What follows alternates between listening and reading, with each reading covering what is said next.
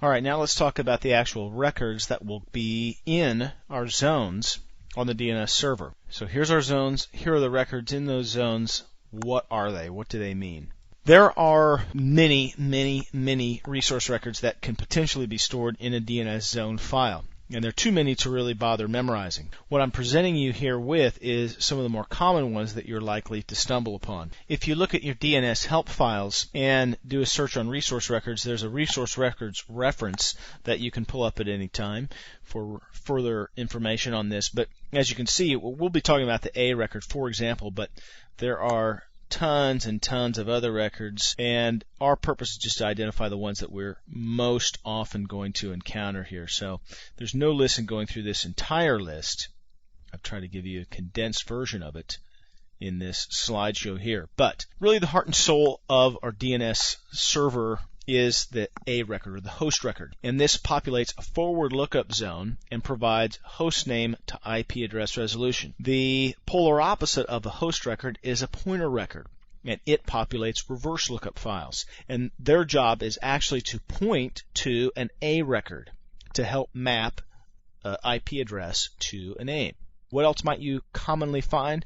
SRV records. These identify services, and these are crucial when a client is trying to log on. One of the reasons why you need DNS with Active Directory is that at logon time, your computer, the client computer, consults its DNS server for a list of SRV records so that it can find domain controllers for the domain. MX records are mail exchange records. When you send a piece of mail to Brian@yahoo.com, then that piece of mail is delivered to the MX record, to the IP address of the server with the MX record for the yahoo.com domain. So this helps mail get to the right mail server. NS records are name server records, and they identify who is authoritative for a given portion of the namespace. For example, the NS record in the beanlake.org zone is beanserver.beanlake.org. This is the server that's authoritative for this domain. SOA records, start of authority records. These will be created when you set up your primary zones. And when I set up a secondary zone, that information is brought from that primary zone. But this identifies mostly the configuration information for the zone.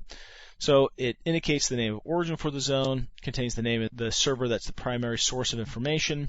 It also affects how often zone information is transferred. So a lot of just the general configuration parameters are kept in the start of authority record. That's what you need to know about the SOA record. CNAME record are canonical name records, or aliases. And an alias record is used to assign multiple names to a single IP address. So these are otherwise known as records for your A records.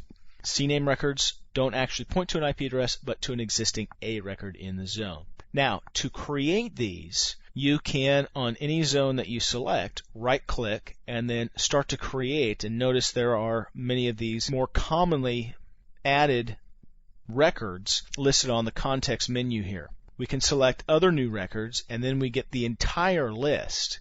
And what's nice about the entire list is that if we select one here, then we have also the description. We have a pretty good idea of what we're adding to the DNS zone file. Let me just show you an example of adding a reverse lookup record, or a pointer record, with our reverse lookup zone. Now remember, also as we start this process, a lot of these records are going to be added automatically. Like for example, the WINS lookup. That was added automatically when I configured the beanlake.org zone with a WINS server to help it resolve names. So sometimes you don't have to manually do anything. And in fact, if we enable dynamic updates, you generally don't have to ever manually create a resource record.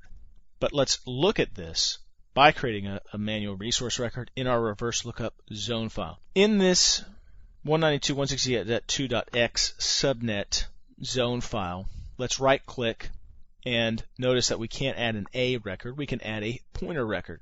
Pointer record, new resource record dialog box, the host IP number. Let's put it at 100.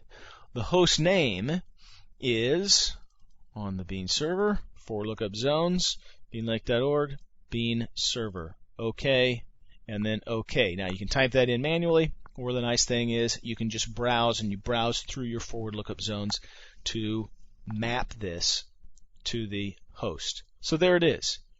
The pointer record, there's the data, and there is the name. So the name is actually the IP address. It points to that record right there.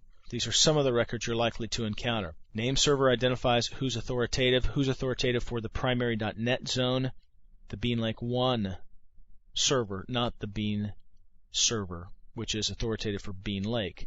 Different server for the authoritative server for that portion of the namespace. As you'll see, many of these records will be created automatically as we start to enable dynamic updates.